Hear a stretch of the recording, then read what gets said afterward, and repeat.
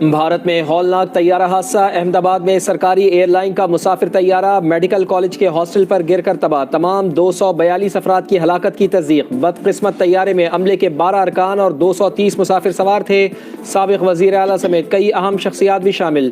204 لاشیں مل گئیں۔ سول ایویشن حکام کے مطابق لندن جانے والی پرواز نے اڑان کے فوری بعد مے ڈے کی کال دی۔ 625 فٹ کی بلندی پر رابطہ منقطع ہوا۔ مسافروں میں 169 بھارتی، 53 برطانوی، 7 پرتگالی اور 1 کینیڈین شہری سوار تھے۔ برطانوی وزیر اعظم کیئر اسٹارمر کا اظہار افسوس، کہا حادثے کے مناظر تباہ کن ہیں، مشکل وقت میں میری ہمدردیاں مسافروں اور ان کے اہل خانہ کے ساتھ ہیں۔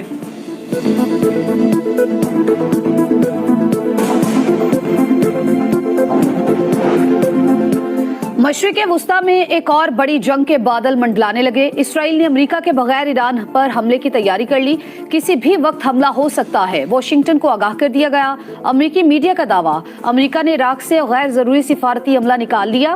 کویت اور بحرین سے بھی انخلا کی تیاریاں۔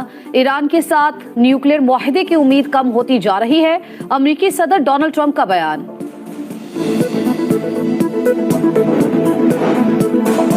جنگ مسلط کی تو خطے میں امریکہ کے تمام اڈے ایرانی فوج کا ہدف ہوں گے۔ ایرانی وزیر دفاع نے خبردار کر دیا، ایرانی صدر مسعود پزشکیان کا ایٹمی پروگرام پر سمجھوتے سے انکار، کہا کسی دباؤ کے آگے جھکیں گے اور نہ ہی نیوکلیئر تحقیقات بند کریں گے۔ ایٹمی ہتھیار بنانے کا کوئی ارادہ نہیں۔ ایران نے نیا ایٹمی پلانٹ لگانے کا اعلان کر دیا، جدید سینٹریفیوجز نصب کیے جائیں گے۔ عالمی توانائی ایجنسی کو آگاہ کر دیا گیا۔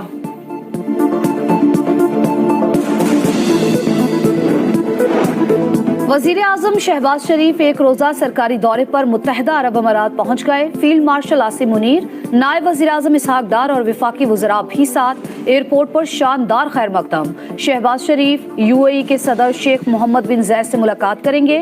باہمی دلچسپی کے امور سمیت علاقائی اور عالمی معاملات پر بات چیت ہوگی۔ سرمایہ کاری اور تجارتی تعلقات پر بھی تبادلہ خیال کیا جائے گا۔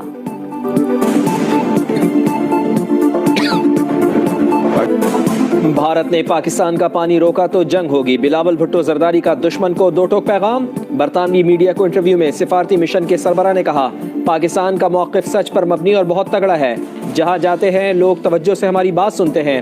دہشت گردی کے خلاف پاکستان کے اقدامات سے امریکہ اور باقی دنیا واقف ہے۔ بلاول بھٹو زرداری نے بانی پی ٹی آئی کی سیاست کو غیر جمہوری اور غیر